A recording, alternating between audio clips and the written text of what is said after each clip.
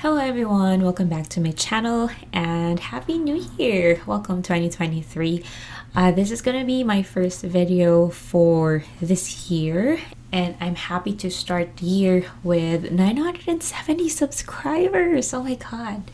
I know I'm not that religious in uploading videos. I really appreciate you guys subscribing and watching my videos and just being here. So thank you so much.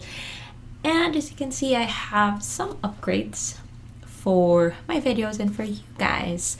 I was gifted of this microphone. Thank you so much. You know who you are. And I'm really excited to use this in my future videos. So in this video, I decided to take a break in serious stuff and just talk about my experience here as an expat or an international student in Canada. For those who are new to my channel, my name is Ai, and I've been living in Canada for about 1.5 years now. I came here as an international student. I am currently on my PGWP, and I make videos about my life experiences here in Canada. So in this video, I'll be sharing with you some of the differences, or for lack of a better term, culture shock that I noticed and experienced living here in Canada. So for the first one is transportation. Buses here in Canada, and I think in some of other countries as well with good transportation system, they follow a schedule and they only stop in bus stop. If you're commuting, make sure you have Google Maps.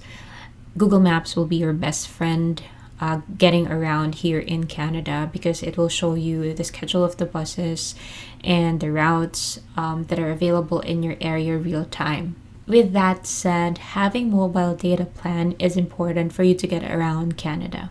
Another thing that I noticed is cars yield to pedestrians. Unlike in the Philippines where cars will not stop on you if you're gonna cross the street, I noticed here in Canada that they would really stop in the intersection and wait for you to cross the street before they move along. Shopping centers. Shopping centers here doesn't have security guards. There was one time when I was a newcomer here in Canada and I was entering the mall for the first time, and I wasn't even sure that that's the entrance because I didn't see a security guard waiting at the door. So I'm not sure if the mall is even open at that time. So that was different for me because, as you know, in the Philippines, we always have security guards checking our bags and the entrance of our malls. And their definition of mall here is kind of different. In the Philippines, when we say mall, we think of a huge establishment with lots of restaurants and stores inside it, air-conditioned, of course. But here in Canada, they also refer to a corner in an intersection with lots of different stores that are built independently as a mall. So story time, someone told me that they're going to a mall and asked me if I want to come with them. And I was excited because as a Filipino, I like going to malls. But then I was kind of disappointed to see that it's just an intersection. It's not air conditioned, and that they refer it as malls. Also, malls here are closing early on weekends. They close as early as 5 to 6 p.m. on Saturday and Sundays. I think the idea behind that is weekends are supposed to spend with family. So restaurants for dinners are still open, cinemas are still open, but shopping centers for clothes, for gadgets, for any other thing are usually closed by 5 or 6 p.m. I've already mentioned this to my earlier video.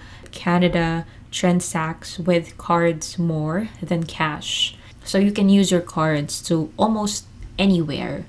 All of the stores and establishments here, regardless if there are just a stand or they have a store, they will always have a POS machine to use your cards. And tipping. Tipping is a big thing in Canada. You are expected to tip at least 10% in services that will be rendered to you. So, for example, you decide to eat outside, you'll pay for, of course, your food plus the taxes plus 10% tip. And when I first came here, it seems to be a lot for me, so I guilt trip myself in eating outside. I still do that sometimes up until now.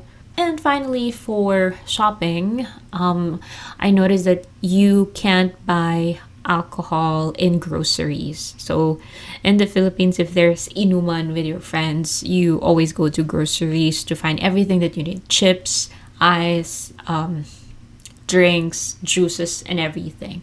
But here in Canada, yes, you can buy beer. Sometimes there is a separate wine section in the grocery. However, other alcoholic drinks like vodka, brandy, rum, and whatever, you can't find that inside the groceries. You have to go to another store that sells liquor. Now let's talk about people. We all know that Canadians are very kind. Strangers would even say hi to you in the streets.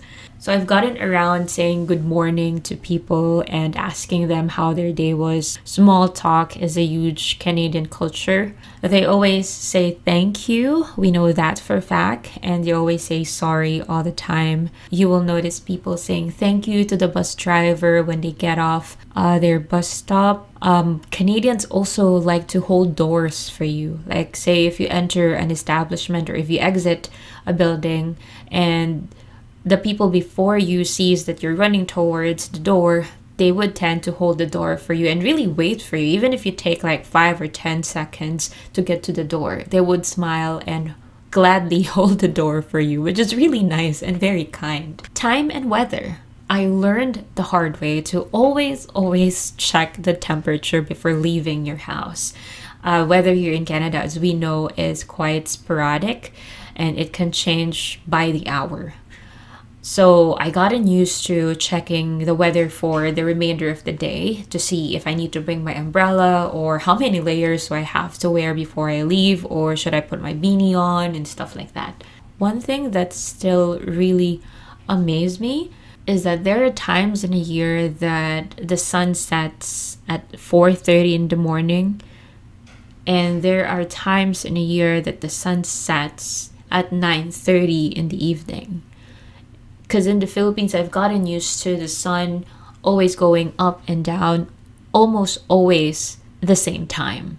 And daylight saving time. We've heard about daylight saving time before, but it's still different to experience it, like moving your clock forward and backward. If you have a digital clock, obviously you don't have to do it yourself. But if you have an analog clock, say, for example, then you have to manually adjust it. Filing of taxes. This is something that we've never had to do in the Philippines, but here in Canada, you have to file for your taxes, like your earnings for the whole year, your expenses, and whatnot.